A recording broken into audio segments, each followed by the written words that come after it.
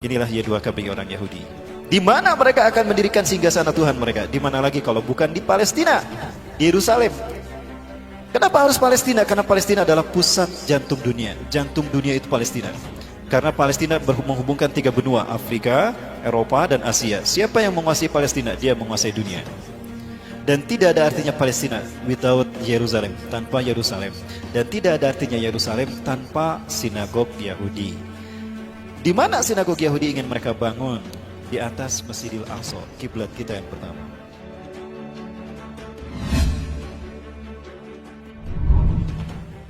Mereka invisible hand, Zionis Yahudi. Mereka punya agenda besar. Nah, nggak boleh ada yang menghalangi agenda besar ini. Namun agenda besar ini sudah dibuka terang-terangan oleh Donald Trump. Inilah agenda besar, inilah final dari Zionisme internasional. Berdirinya sinagog Yahudi di atas Masjidil Aqsa. Ya, kan itu puncak gerakan Zionis. Zionisme itu adalah kembalinya Zionis Yahudi ke Bukit Zion. Kembalinya bangsa Yahudi ke Bukit Zion. Ya. Kenapa harus ke Bukit Zion? Karena the God who's waited, Tuhan yang mereka tunggu-tunggu akan segera turun di Bukit Zion. Karena milenium ketiga ini harusnya singgasana Tuhan berdiri bagi mereka di tanah Syam, Palestina. Tapi sampai sekarang sudah 300 terowongan dibuat, gempa sudah diuji cobakan, kok nggak hancur-hancur tuh Masjidil Aqsa? Mereka tidak tahu kalau Masjidil Aqsa ini dihalangi, dijaga oleh para malaikat. Nah, ini endingnya. Nah, agar dunia tidak konsen ke sana, bikin ramai dengan urusan rumah tangga negara masing-masing. Ya, kasus pelecehan Al-Quran lah, penistaan Islam lah, penistaan ulama lah. Sekarang apa lagi? Pembunuhan para ulama. Ya. Saya ingin membahas apa yang dikemukakan oleh Donald Trump. Therefore, I have determined that it is time to officially recognize Jerusalem as the capital of Israel. While previous presidents have made this a major campaign promise, they failed to deliver. Today, I am delivering. I've judged this course of action to be in the best interests of the United States of America and the pursuit of peace between Israel and the Palestinians. This is a long overdue step to advance the peace process and to work towards a lasting agreement. Israel is a sovereign nation with the right, like every other sovereign nation, to determine its own capital. Acknowledging this is a fact is a necessary condition for achieving peace. Inilah arti dari pernyataan Donald Trump. Hikmah yang bisa kita petik, makna yang dikandung dari tersirat pernyataan Donald Trump tadi.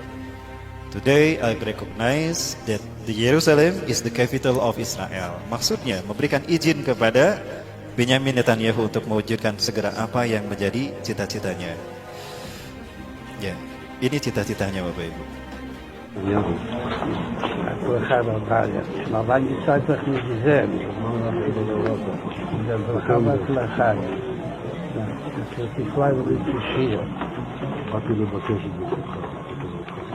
בכל העניינים.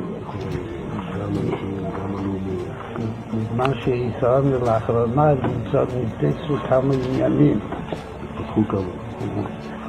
מה שרואה עוד, וגם משהו שעדיין משאיר ליבו. אז הייתה משהו עם מה ידיעתו. הכנראה שהיא מספיק, שהיום כבר כמה שוד בגיל עדיין ליבו. אבל יש עוד כמה שעות, אבל יש להשתדל גם היום, בבשורות טובות. יש שמחה וטוב לראות. Sudah banyak kemajuan yang kamu lakukan Benyamin Netanyahu, maka kami pilih lagi jadi Perdana Menteri Israel. Padahal dulu sudah menjadi PM Israel dua periode. Ya, setelah itu diganti oleh Ehud Barak dari Partai Buruh, diganti oleh Ehud Ariel Sharon, lalu diganti oleh Ehud Olmert, kemudian diganti lagi oleh dia. Di antara Perdana Menteri Israel yang progresnya bagus untuk mendirikan singgasana Yahudi, singgasana Tuhan ini Benyamin Netanyahu. Dia bertemu dengan pimpinan Rabi Yahudi Zionis Ashkenazim. Dia berkata banyak kemajuan yang sudah kau raih, tapi ada satu ya yang belum berubah. Mesias belum juga datang. Ya, kenapa? Itu kan kata-katanya. מה שלא יעוד, וגם מצו שעדיין משיח ליבו, אז הייתה מה שהוא במה ידיעתו. Bapak Ibu yang dirahmati Allah, Zionis Yahudi punya ambisi untuk menguasai dunia. Ini sering saya sampaikan, di Jericho Project, program yang pernah ternyata diakui oleh seorang misionaris di Indonesia. Saat itu dia terang-terangan. Setelah masuk Islam, kita tablik akbir bersama di Sumedang. Beliau menyampaikan, Ustadz, apa yang Ustadz sampaikan betul. Itu rahasia kami sebetulnya. Saya dapatkan ini dari buku-buku Yahudi, diantaranya Desain Yahudi atau Kehendak Tuhan, Max E. Diamond. Max E. Diamond, itu orang luar negeri, tapi dia benci kepada gerakan Zionis Yahudi. Dia membongkar Zionis Yahudi gerakan seperti apa. Di antaranya dibahas masalah ini. Masehi tidak lebih dari 3.000 tahun. 3.000 tahun ini mereka bagi menjadi 3 milenium, 1 milenium, artinya 1.000 tahun. Hari ini kita berada pada milenium ketiga. Milenium ketiga inilah yang disebut dengan Y2K. Y2K kadang orang mengenalnya sebagai era kebangkitan teknologi, globalisasi, dan informasi. Bukan, itu kamuflase. Y2K syarat berbuatan ideologis. Arti Y2K adalah Year of the Jesus Kingdom bagi orang Kristen. Bagi orang Kristen.